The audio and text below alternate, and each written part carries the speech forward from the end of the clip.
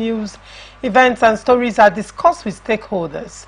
Through these conversations, ATN uses political talks about specific issues, party system and actor to explore hope and engender positive impact to the society. Today on Open Conversation, we'll look at these topics. First, Delta State. Senator Omo Agege predicts APC takeover in 2027. Kano State, EFCC released report on Ganduje's dollar saga, Governor Yusuf says. Labour Party National Working Committee dismisses stakeholders meeting by Nigerian Labour Congress. On LP crisis, Nigerian Labour Congress says Obi free to leave party. Do not go away. When I come back from this break, we'll delve right into the show. Mr. President, my people are on the sea. I will place economic stability and confidence. To condemn this act and call for the immediate release of this minister and the temple of God. Give us access to our money with food in the bank. She said 3,000 is 1,000 to collect 3,000 naira. As always said, there are two sets of people on earth, the oppressors and the oppressed. And in between are the cowards and the hypocrites. Which are you? No matter how tough the challenge, how high the obstacles, we always overcome. What Nigerians need now is not about the dumb thing. Who can come and salvage us from where we are?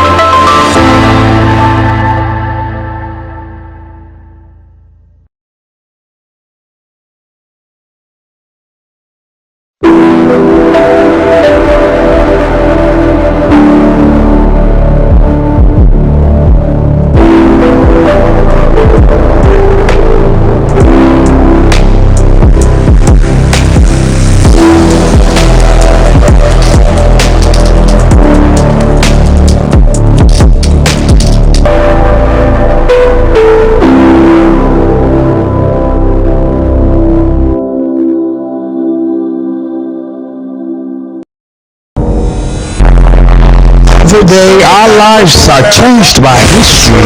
We are one people, all of Protect the people.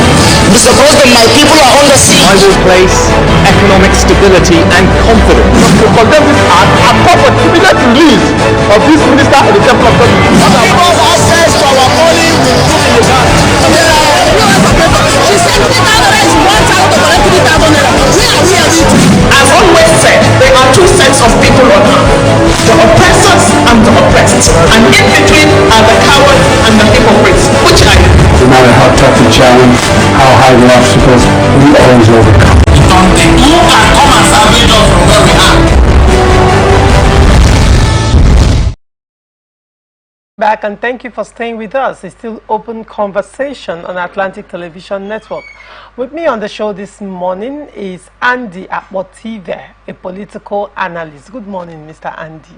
Good morning to you. It's a pleasure to have you here again. Great to be here. All right.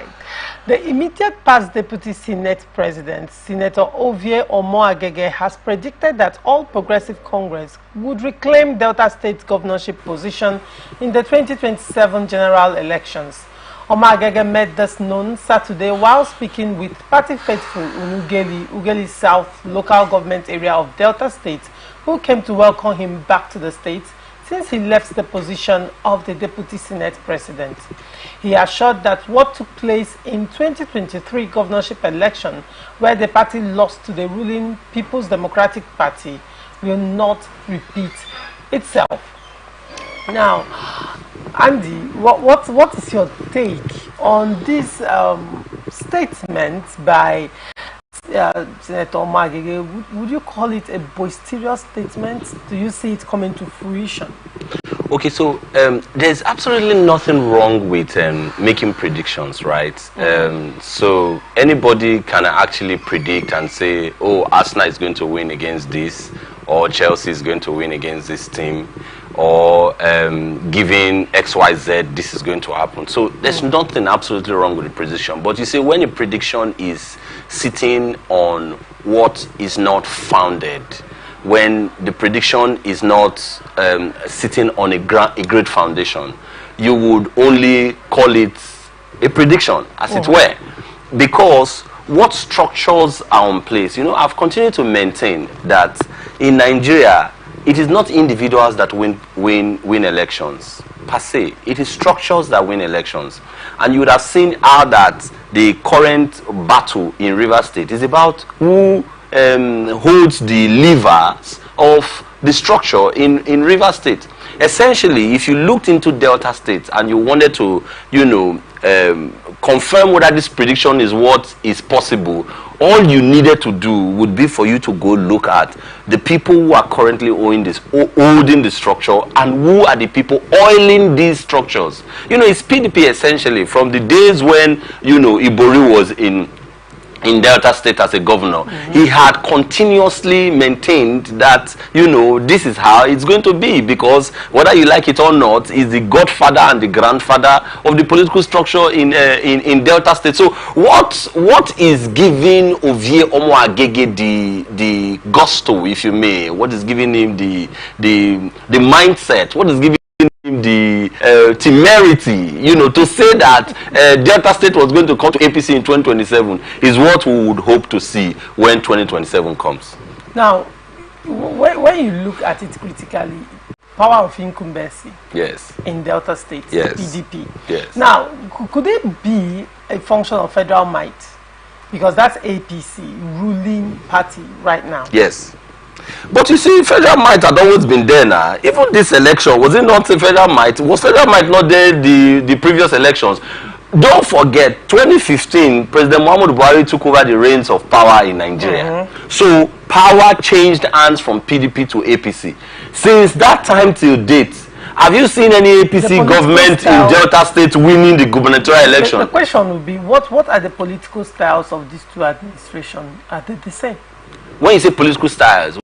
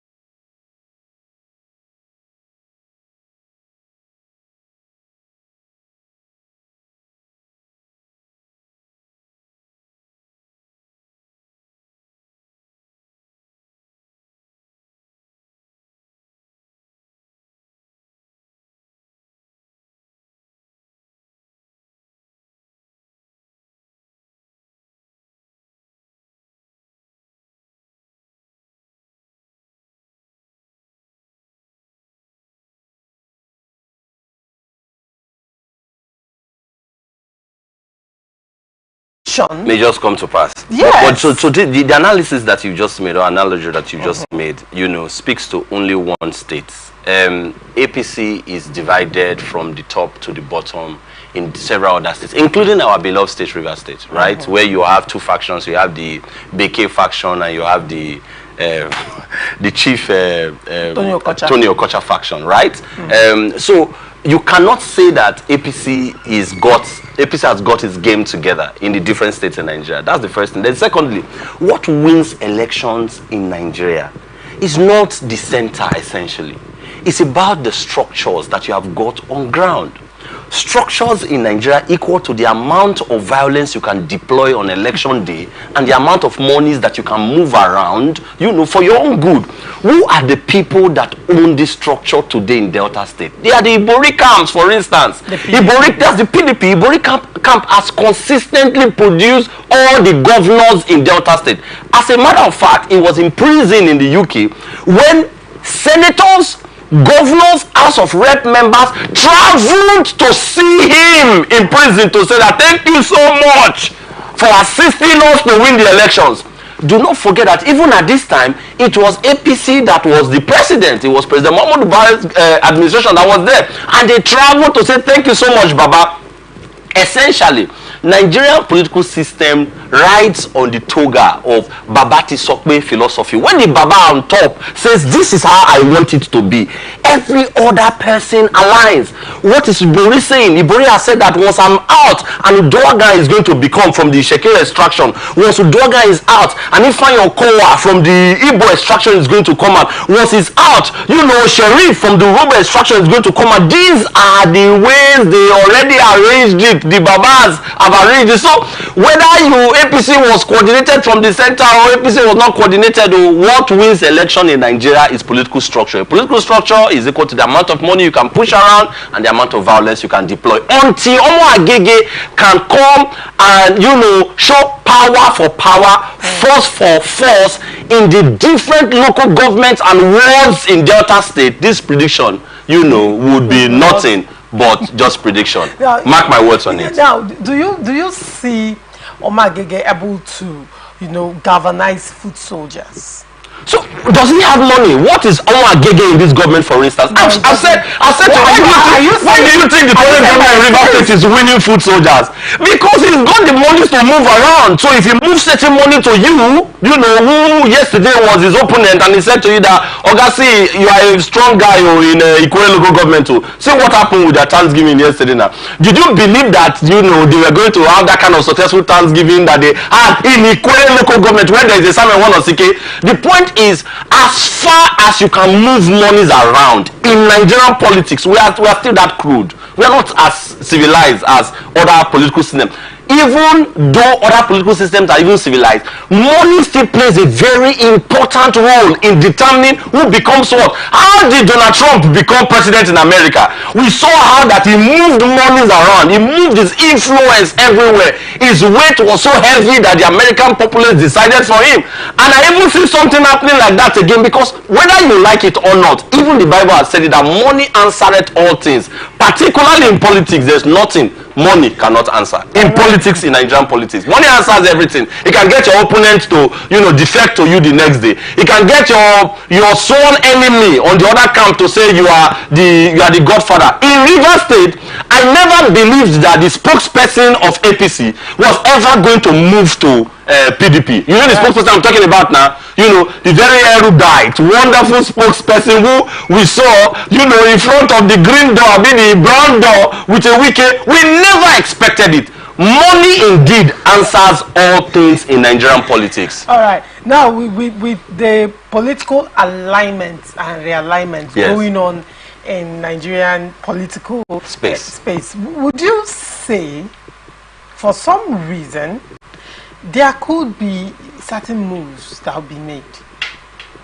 Do you even see Omagege at some point? Because now you are speaking of political relevance. Yes. And you made a statement. Yes. Does he have money? Regards to Omagege. Yes. Does he have money? Yes. Which by extension means, is he politically relevant? Since money money is what determines your relevance in politics in Nigeria. If that is the case, you know, do you see Omo Agege or even more PDP members in Delta States cross-carpeting to APC? Sorry, the APC in Delta State. Why would they want to do that, for instance? Aren't they doing it in different states? No, they only would cross-carpet. Cross-carpeting is about going to where you perceive that the tree or the grass is greener.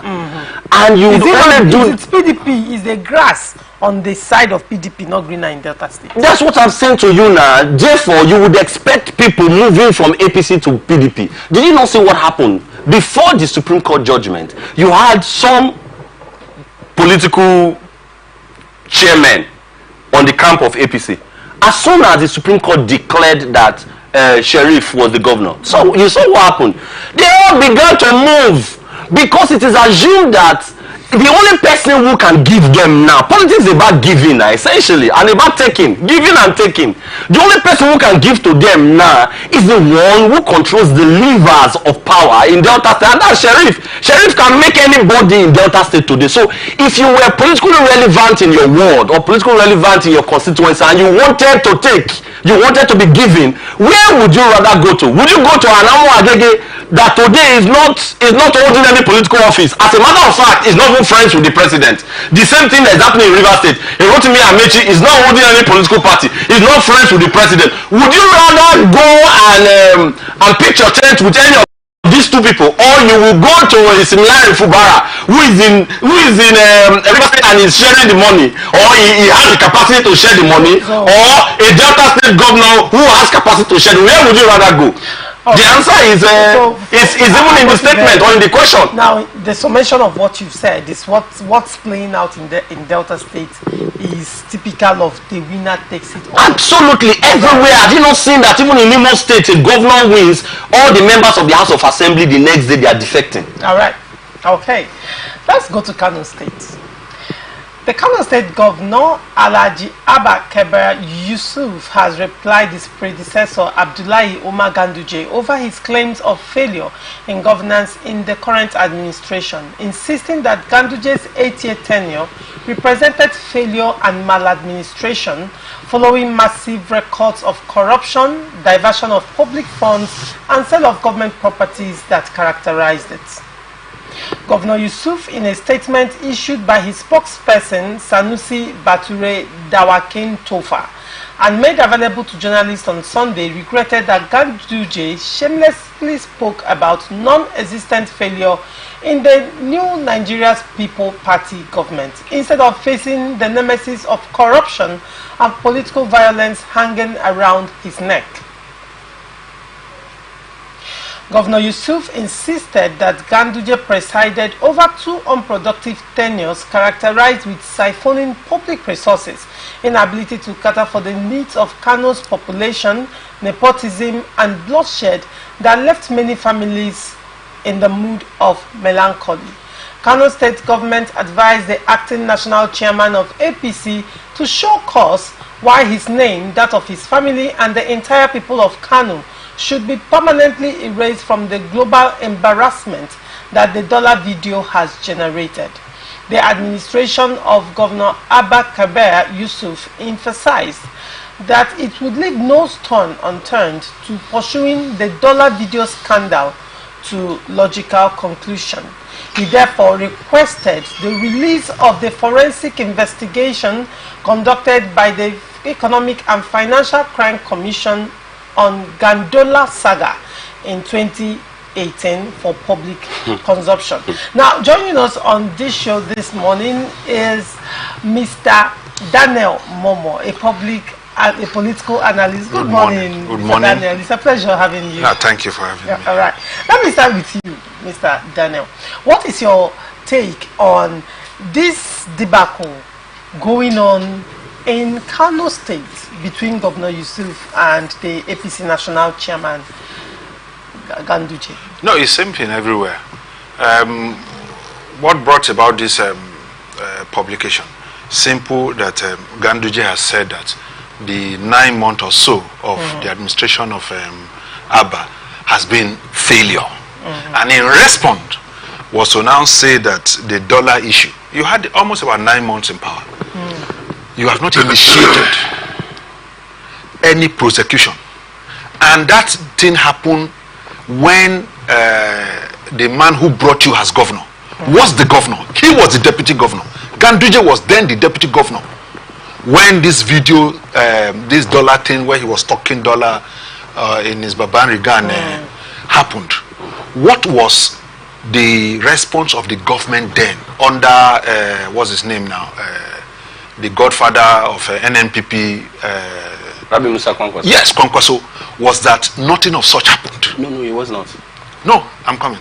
It was during the tenure of it was the then deputy. Ganduje was then was the governor as at the time this happened. The dollar issue? Yes, it was the governor. Yes. Ganduje was the governor of Kano State when this dollar issue happened. He was the one who pulled his weight and ensured that the case did not see the light of day. No, yes, he was then the deputy governor. Not at all. Okay. Not at all. He had become the full governor of the state. Okay, but this was a response to that. If you have about 9 months, you should have initiated a court process in prosecuting him. And to me, it is plain to the gallery to say that EFCC should release the report. The Attorney General of the state can initiate a prosecution against Ganduje. You have all the files, you have all the details as a sitting government. You can't prosecute him. Absolutely. Why have you not prosecuted him? So why come in response when he said, look, for the last 9 months you have not performed as expected, and then the response is to now say that the public shame and all of that happened, and that the 8 years of Ganduje, was almost in infrastructure in Kano State. What he built, the cancer center, the 2 universities, the Dangote University, the what's the name now, Metama Sule University, the College of Education he turned to. These things are records are there for the past 9 months. What have you done? In response, I expected that he would say, we have done A, we have done B, we are moving to C, we are on D, and all of that. To now respond and say that EFCC, in true sense, EFCC will not release a report to you. It's a federal agency. It will not release a report to you as a state. I expect that you initiate a prosecution and force the court to tell EFCC to release the report of their investigation of what happened. But to now say that, the shame and all, no. It's public funds. If Ganduje has stolen, that money belongs to the people of Kano State. And it should be prosecuted. And you should initiate a prosecution. It is not when somebody has responded to you and said, look, your 9 months in government is just a failure. And then what you now reply is that the dollar issue. The dollar issue, where are we? Where are we in the dollar issue? Prosecute him, take him to court, let him serve, let him go to jail. But to not respond and say EFCC would not release the report to you. That is clear. They wouldn't. You are a state. It's a federal agency. But you can go to court and force the EFCC to release the report to the court. All right. Mr. Apotide. Okay, so I have a philosophy that he that comes to equity must indeed come with clean hands, right? A lot of people say you take the message and you leave the messenger. I think the message is always colored by the messenger, and this would explain why God brought Jesus to help us. He needed somebody who was pure in all form, who didn't have blemish, to pass the message that was the message that Jesus passed. How is a Ganduje the one speaking to justice, good governance, and anything in Kano State? I don't understand. When did we give him that power? A man who we saw in broad daylight hiding dollars everywhere in his Babariga. A man who it was obvious was able to pull the strings in his favor because he was in the ruling political party. Otherwise, we shouldn't have such people even sermonizing, speaking to Nigerians. Today, it was evident that he collected monies, he was collecting monies, he even had to force the system. He stopped them from investigating him even as a governor. Who does that now? Only in Nigeria. You would be a governor, like what happened in Rivers State. They went to the Supreme Court. Supreme Court gave it. The country is such a is such a shame. You went to the Supreme Court says you must never try any governor from this state. Any governor who comes, no, it doesn't matter how much they are stealing, you can never try them. It is taking the SEC forever to go and vacate that judgment in the case of Rivers State. And it's very nauseating, you know, very annoying that we are allowing these kinds of stuff to perpetuate itself, you know, on every front. This is exactly what we are seeing in Kano State. Otherwise, the Ganduje should not be speaking. And let me put it on record here, like I did in with the case of NDDC. I said forensic investigation that the President Mahmoud Buhari's administration was leading us to was fantastic. And I said it the day he gave the made the announcement. I said nothing will come out of it. Absolutely nothing will come out of it. So I want to also put it on record today that this man is traveling on a voyage of no destination. The current governor of Kano State. You know why? Because the president is a friend to Ganduje. Yes, Andy Akpotibe is the one that is saying it. Because Ganduje is the chairman of APC as we speak. Have you forgotten how Ganduje became even the current chairman of APC? How Ganduje was brought in with all of those political maneuverings that took place. Nobody would have expected that it would be a Ganduje. But see what happened? In compensation, they brought him in. A man who we saw broad daylight, camera in front of him without his knowing, hiding dollars inside Babariga. He went on to use court to stop the House of Assembly from investigating him. You saw all of the intrigues that happened. So today, the current governor is speaking and he's saying, first off, for you to be able to address me, to say that I have not performed, I don't want to even address whether I have performed or not. I want to know who is talking, who exactly is speaking. Is it the man who hid dollars in his Babariga? Is it the one whose hands are dirty? He wants to come to equity. How do you come to equity with very filthy hands? Your hands ought to be clean first before you must approach equity. If your hands were not clean, then you shouldn't be the one. And that's why I said to you that in order to help humanity, God needed a clean person. That's why he introduced Jesus. Otherwise, he would have brought in Satan. Okay, Andy. Okay. I'm coming. Let me just quickly address something. All right. You see, whatever Ganduje was alleged to have been done, still in the realm of allegation. No court in the land has convicted. Did he allow us go on? Did he allow the legal system to take its place? Let's have a civil conversation. Let him he didn't go to court in holding a judge hand, or go to court and putting a gun on the judge's head. Yes. He never did that. Yes. If we talk about he who comes to equity, we remember the elections that brought Abba, where you have 165 votes. I mean, ballot papers that do not have stamp, no serial number, and belong to only one political party. And the Supreme Court just did, look, let everybody just have peace and allow it to go. He who comes to equity must come with clean hands. My opinion on this is that Ganduje is from Kano State. He has every right, whether convicted, whether not convicted, he has every right to talk about his state. All right. And to now say that whether dollar or no dollar is still in the realm of allegation. It's only in Nigeria. So let me just quickly. It's only in Nigeria that we speak like this. Everywhere else, if there is a perception of something that impugns your morality, the officials resign. A perception. I'm not saying what was seen, what warranted Boris Yeltsin moving. What warranted, if you saw all of the officials, high-placed officials in America, in the UK, for instance, during COVID-19, they said somebody had a party. That was the only reason the entire nation rose against him. And guess what? He resigned and he left. Here, we are saying, as the courts, as the courts, as they passed a judgment, a man we saw. What are you talking about now? Andy is not one of such people who will come here and be legalizing things.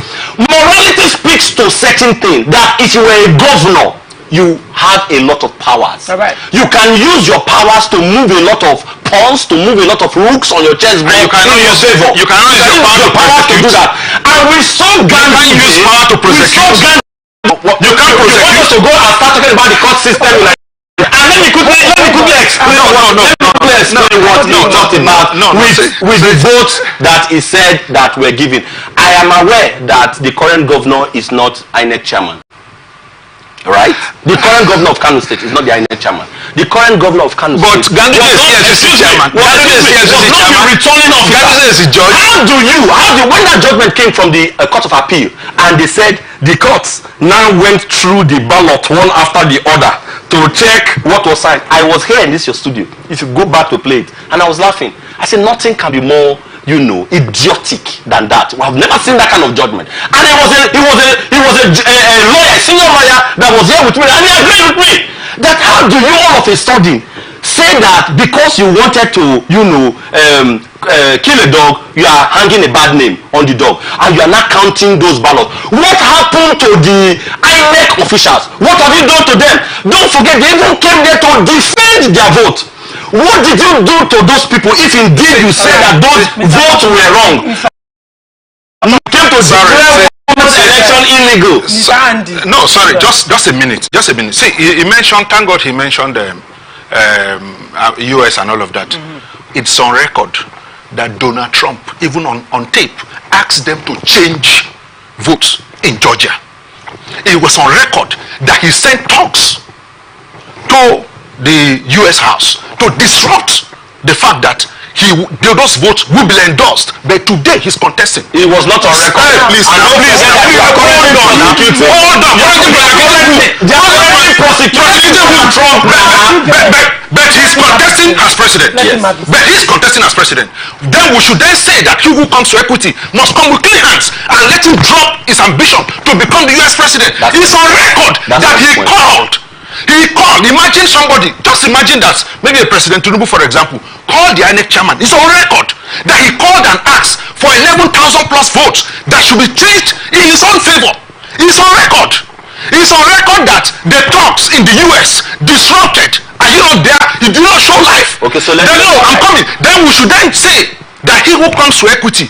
Why? Because Donald Trump in any court in the US has not been convicted. He holds to his right. He holds to his peace. He has the right to do anything in the US until convicted. If he's not convicted, every other allegations, every other thing said is allegations. All right. It doesn't go beyond that. You will not say because you heard, and so the man loses his right. Mr. Daniel, now, when you said that Ganduje questioned why Governor Yusuf has not done anything concrete in the state within 9 months. Now, one of the defense that Governor Yusuf brought out was that he inherited a debt of 500 billion naira from Ganduje's administration. Recently, it has been back and forth about, last week on Friday, was Alex Oti talking about how much he inherited from Governor Ibazu, the ex-governor of Abia State, Governor Ibazu, and then it has been back and forth with some other state governors, coming out to say this is how much. Kaduna State. Yes, I have inherited and all of that. Now, with the weight of this debt, you would wonder how much is the IGR of Kano State.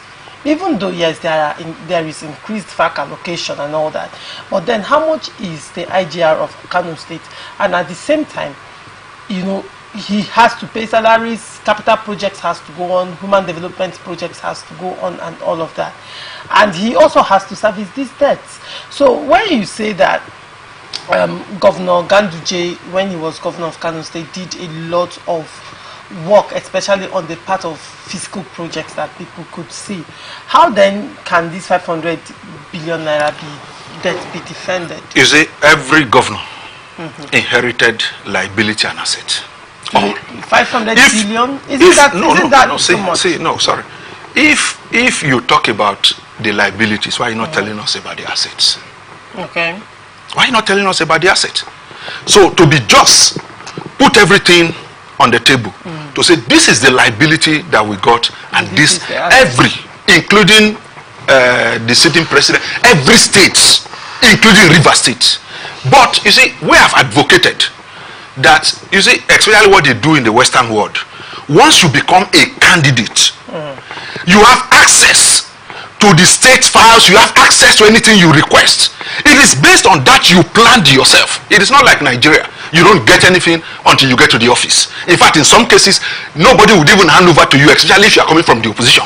You will not even get any file, you don't get anything until you get there and start seeing some of these things. First, for me, is that in going forward, things like this should be that once you become a candidate of a political party for that election, everything about the asset and liability of the state, of the country, should be given to you. You have it to plan with your team. You should know what you are doing. You should know that, okay, if I'm coming in the next 6 months, this is what I should be doing. So some of these things distort the plan. In truth, distort the plan of probably the governors coming in. But in truth is that every governor, whether governor or state or local government chairman, they all have assets and they all have liabilities. But if you are coming to tell us about the liabilities, can I have some of the assets that you inherited that are viable for you as a state? Okay, so quickly. Yes, very quickly. I am not aware, except it's provided, that Donald Trump requested anybody to add vote. What is currently being prosecuted for, right, were some issues around how he handled the office, including the call that he entertained that snowballed into what happened in the White House. Mark the use of the word, that snowballed into it, not that he gave any direction or directive for them to do such, right? Having said that, everywhere in the world, as a public person, perception is very critical. How people see you, how they can imagine what you are capable of doing is very important. That is why you see resignations. You see prime ministers resigning. But then, wouldn't you say that Daniel made a point when he said, currently, Donald Trump is being prosecuted for certain things. That even further strengthens my point. Excuse me. This is my point. The very fact that they are prosecuting him for those things that were termed crimes. If that perception why would he have the right to contest? Because it is obvious. Let me tell you why now. If you ask the question, let me answer it. Right. You are able to contest election, vote and be voted for when universal suffrage or your franchise is still intact. That is, you are an adult. You have not been convicted by any court as having done something that prevents you from participating in that election. In this case, Donald Trump has not. You have not been given any judgment by any doctor that you have got a psychiatric problem. In this case, Donald Trump has not been given.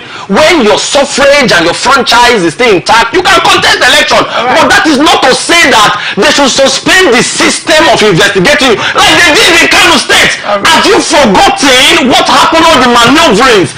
That the governor insisted that the House of Assembly should not go on with investigating that case.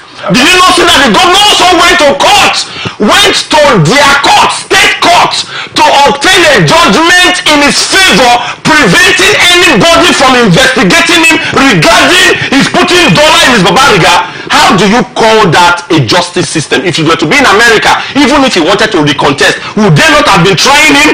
Would the judiciary not have been doing what they ought to do? Today in Nigeria, because of the powers, they have suppressed everybody, and they are the ones coming to television to come and sermonize, to come and tell us who is working, who is not working. When we saw Koro, like we say in Delta State, you stuffing your babariga with dollars. Right. Someone is coming here to tell me such a person is the one that we should be applauding, adulating and celebrating. We're out of time for this one. On to the next story. The Julius Abure-led National Working Committee of the Labour Party has dismissed a proposed Labour Party stakeholders meeting organized by the Political Commission of the Nigerian Labour Congress. National Publicity Secretary of the Labour Party, Obiora Ifo, in response to a trending letter of invitation to the event scheduled to hold on Monday, described organizers of the proposed meeting as drama boys and attention seekers. Let me start with you, Mr. Daniel, what do you think about this debacle that has been going on between Labour Party and Nigerian Labour Congress through their political wing? Political wing is just a creation of what's his name now? The NSC president. As far as I'm concerned, is meddling into the Labour Party affairs. Okay.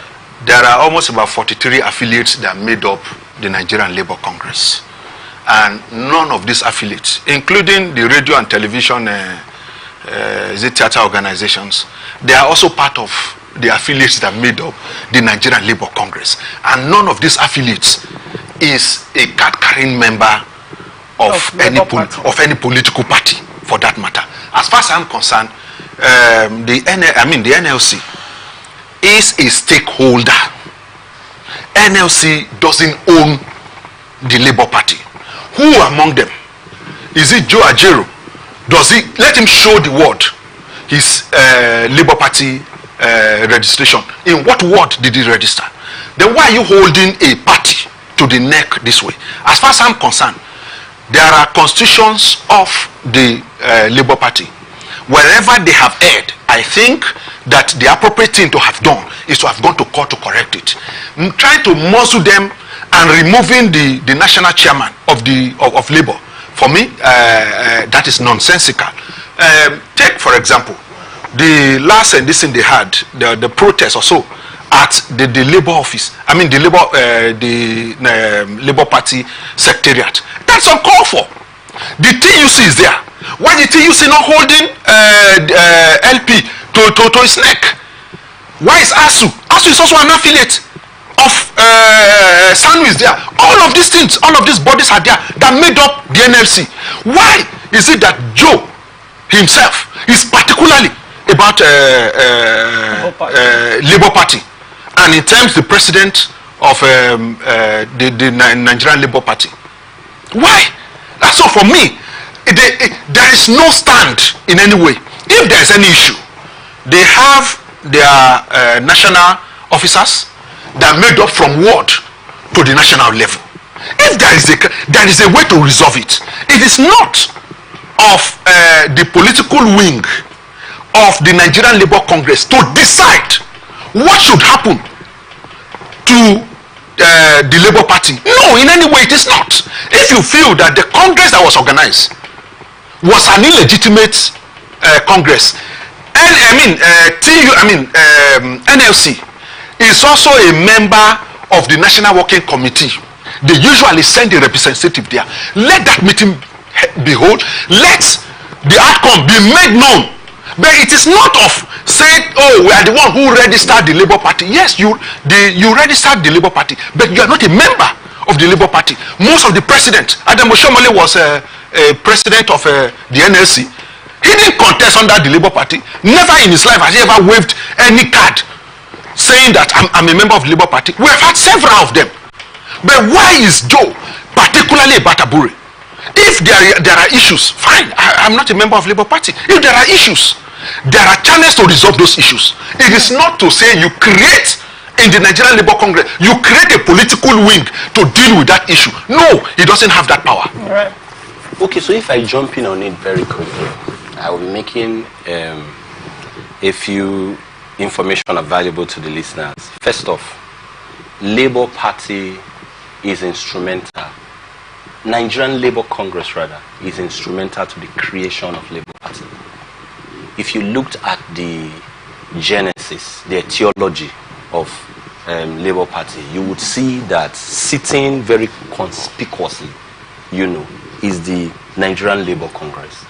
The Nigerian Labour Congress, they had founded the Labour Party on certain ethos.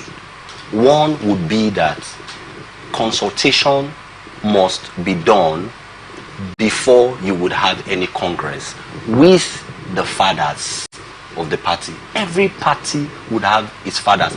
Even in the UK, as I speak today, the Labour Party is run by the Labour Union in the UK with a lot of weight thrown around it. Labour is very critical. Even Adams Oshomole ran on the wings of Labour in the Edo State. If you have forgotten too soon, it was after he won the professor in court that he defected to Bola Tinubu, who pushed monies to him. No, that's not true. That's the truth. That's my state. That's not true. I'm telling you, Adams Oshomole, yes, and Mimiko. No, excuse me. Adams Oshomole and Mimiko were people who were supported by Labour and they won the elections in their states. And it was after they won that they defected to get cover from ACN or AC or whatever you call it. And Mimiko refused to defect. Once Mimiko refused to defect, that was what now brought about his wahala with Bola Tinubu of them, who they said was the political leader in the southwest and was winning all the elections in court. He went to Ekiti State, he helped to win the election for Fayemi in court. He went to Ondo State, he helped to win the election in court for Mimiko. He went to Edo State, helped to win the election for Adams Oshomole in court, and expected that they were going to defect his political party because that was his strategy. We all know what happened now. So the truth of the matter is that Adams Oshomole would not have become when he emerged the governor if, for instance, the support of Labour, the organic Labour, was not behind him. He rode on that now. I was in UBA, you know, in Maryland. Adams Oshomole had an account with us then. We knew his capacity, whether he would have been able to contest election or not. It was the popularity of the president of the Nigerian Labour Congress that Adams Oshomole rode on, together with the support that he got from the Lagos big boys who could push money around for him, that made him win the election. And also the court system that was led by I'm telling you now, I've been in politics for a long time. The thing that was led by the then head of the appeal courts, you know, who was then suspended by Goodluck Jonathan and was recalled. I've forgotten Justice Salami. Justice Salami was the one that was superintending over all of those judgments that were going in the favor of Asiwaju Bola Ahmed Tinubu then, until reports got to Goodluck Jonathan that this man was instrumental to it, and they removed him. They suspended him. He went to court. He went to NJC. NJC wrote a letter to Goodluck Jonathan and said he should reinstall him. Goodluck Jonathan refused to reinstall him. And you know why that was done? Because there was a perception that there was an arrangement from behind that Justice Salami should indeed allow the court to give judgment in the favor of the candidate that Bola Tinubu wanted. And that's why they took all the states in the West. So let me drop it and directly respond to this issue. Labour is very integral. Nigerian Labour Congress is very integral. As a matter of fact, Abure's emergence was because of the fact that the Nigerian Labour Congress wanted Abure to emerge. Who created the Labour Party? How do you come? And in law, they said something cannot stand on nothing. You must understand where you are coming from. What were the laws? What were the ethos that were created ab initio before you came? How did they say you must have a Congress?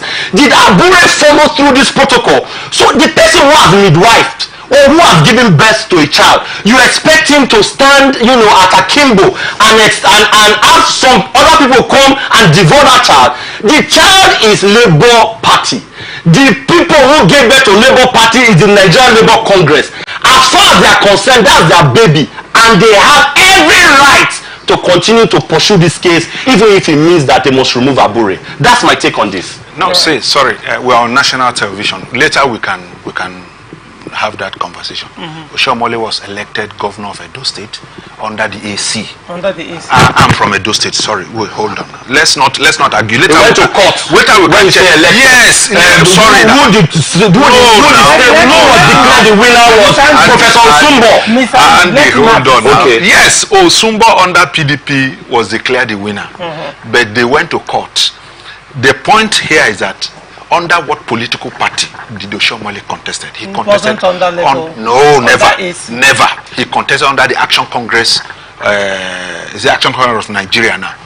Now, having said that, the point here is this: when you say Labour gave birth, the NLC rather gave birth to the Labour Party, there are affiliates. It is not one person that is NLC. No, that's not true. It's not one person. Now let's ask ourselves: when Joe was elected. He came under the National Electricity something. They came from that union. Was he a member of Labour Party? The affiliates that elected him to become the NLC president, was he a Labour Party? Was he a member of Labour Party? If I may ask, Mr. Daniel, quickly, because we are already out of time. Now, don't you think being instrumental, being a parent body, Labour Party has ever come out to deny that NLC has not been their parent body? Being a parent body, don't they have the right to question certain things that are not going right? Do not forget, Abure has been accused of financial misappropriation by the National Treasurer, and there were calls for Abure to give account, and instead of Abure giving account, the National Treasurer was suspended. Right now, also the issue between Abure and Apapa, even though Abure won in court, but moving forward, there has been issues around Abure and a lot of allegations and issues generally around Abure. And if the Labour Congress, if the NLC is coming out to ask questions and call Abure to order, don't you think it is right? Do not forget again, another major issue that actually made Nigerian Labour Congress decide to picket their offices was the issue of the National Convention. Even P2B at some point called Abure to order and advised him to do the right thing, and Abure refused to do that and still went ahead with the National Convention, was elected during the National Convention, and INEC came out to disown that convention because they were not invited and they did not follow the proper protocol. So when you look at all these things, isn't Abure pushing Labour Party into even more quagmire? And don't you think Nigerian Labour Congress at this point is right to call Abure to order? You just have a minute. First, I'm not a member of Labour Party, yes. But I am saying that processes should be followed because of tomorrow. Okay. When certain persons abuse their office, it becomes a trend that others will come and also do same. Okay. Labour Party is an independent body. He runs his affairs, has his account. Nothing. How much is NLC contributing to Labour Party in terms of finance? Nothing. Okay. Not a dime. Okay. Do they contribute to say whether quarterly, whether monthly to the Labour Party? Dues are paid by members, registered members of the Labour Party. And so for me, NLC is a stakeholder in Labour Party. It is not like they own and decide what should happen to Labour Party. There are stakeholders also from the 6th geopolitical zone. They are supposed to call for a meeting. The National Working Committee of Labour Party. We are out of time, and this is where we wrap it. But you don't give me my. You've had it. You're not giving my time. Sorry, we are out of time. Respond to this. We are out of time. Okay, it's all right. Yes, this is where we wrap it up on this episode of Open Conversation. Thank you so much, Daniel. Thank you for coming. It's always a pleasure having you around. Thank you, Mr. Daniel. Thank you for having me. Thank you. Yes, and this is where we wrap it up. You can always follow us and stay connected on all our socials: Facebook and YouTube, Atlantic Television Network, Instagram and TikTok, Atlantic TV Network 1, Twitter, Atlantic TV Net. Watch us live on our website, www.atlanticnetwork.tv. Do not forget, peace and unity are the pathways to progress. Thank you for watching. I am Ogu Laurentia Choma. Open Transition News comes up next. Do not go away. From the line across the ocean to the land beyond the mountains, through the Sahara, we bring most news, live analysis, expert discussions on trending stories in politics, business, socio-economy, sports, and documentaries. So catch all the updates on the happenings around the globe. Stay focused on the fact today.